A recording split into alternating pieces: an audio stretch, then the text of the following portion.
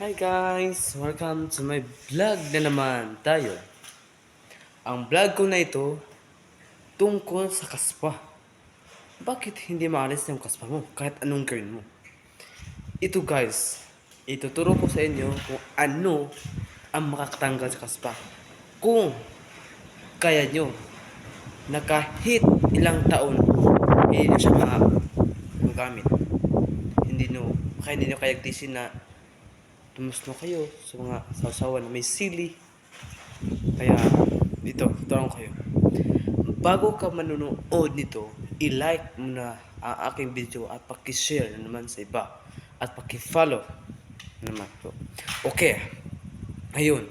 Tuturuan ko kayo.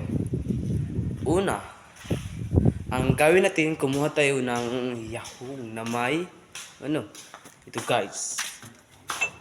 Ito ang kunin natin. Yan. Pakilagay natin ito dito.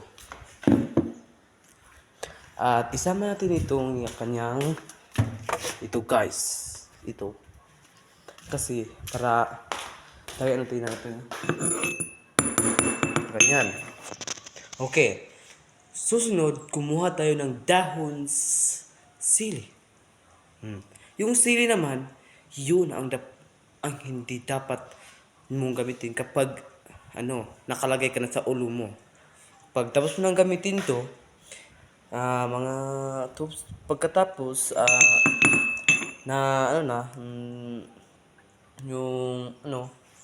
medyo hindi makakalog, no? Pag yung dahon sili is yung may lumabas na tubig, yun.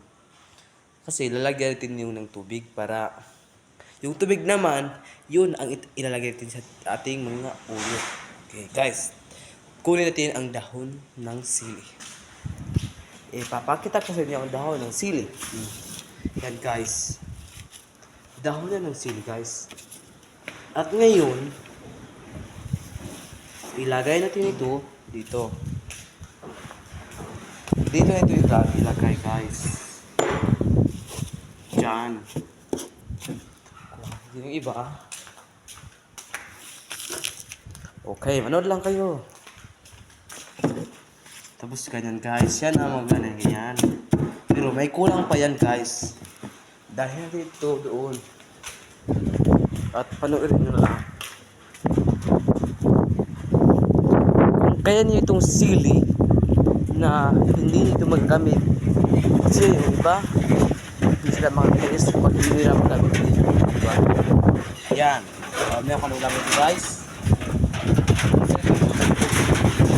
Doon tayo sa gilid kasi so malakas ang hangin. Pero itong kumpleto talaga. Guys, kumpleto na ha.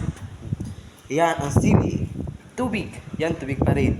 At ito, ilagay ito itong tubig dyan. Tapos itong tubig naman, ilagay mo dito. Ganyan guys. Pagtapos mong ganyanin guys. Ganyan.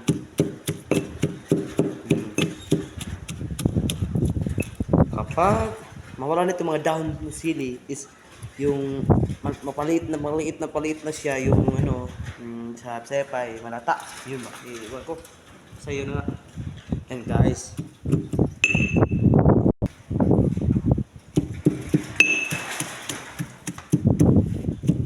Tignan nyo lang guys ha. Kung paan. Tignan nyo lang guys ha.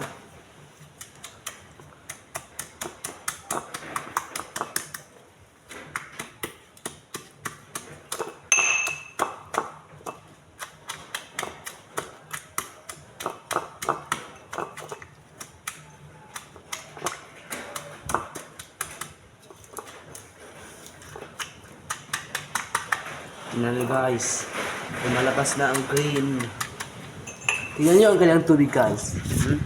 Tingnan nyo, yan ang ilalagay dyan sa ating ulo guys, yan. Guys, tignan nyo. Ito guys ganyan ang itsura. Yan. Tapos, pag marami ng tubig, itong tubig na ito, ilalagay mo ito dito. Yan ang kanyang tuka.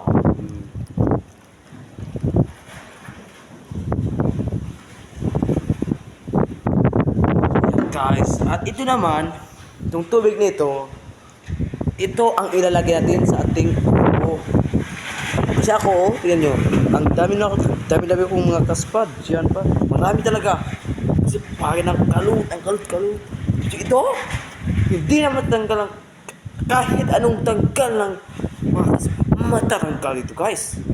Kaya, kung ikaw, palagi ka gumagamit ng sili, ialis mo lang yan kapag ikaw ay kinakaspa. Kasi kapag gumamit ka na ito, ilagay mo sa ulo, kapag makakasili ka, babalik ang kaspa at dadami. Kaya ito, tapos ka nang gumamit ito, hindi ka na makagamit ng sili pa. Ano pa dyan? Hindi mo na magamit. Yung parte sa sili. Guys, okay? Guys, susubukan natin to. Ito na guys, oh. Yan. Ito ang ilalagay natin sa ating ulo. Yung maglagay ka nito, hindi ka pa maliligo. Tapos mo maglagay nito, mga 3 minutes bago ka maliligo. Subukan natin ang tigas ng kaspa na to.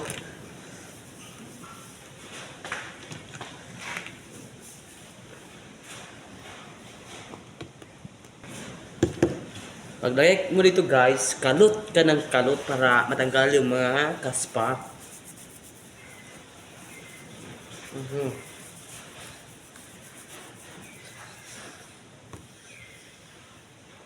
Tanggal kayo ngayon.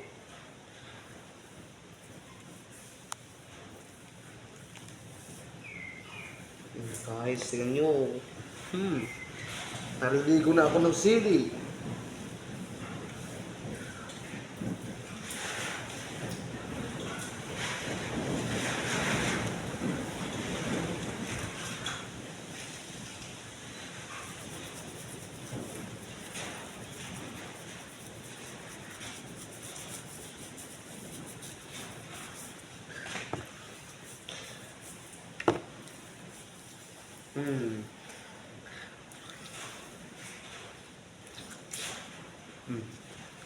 So guys, maraming salamat sa panonood at sundin mo yung tinuro ko sa inyo. Hindi ka na makagagamit ng mga sili kapag nakalagay ka na nito. Kasi babalik ang kaspa, dadali pa. Thank you. Pangalan ko pala ay si Welbin M. Abanan. So, i-like nyo itong video na to. Paki-follow sa Facebook, Welbin Abanan. Lahat ng Facebook i-like nyo. Thank you.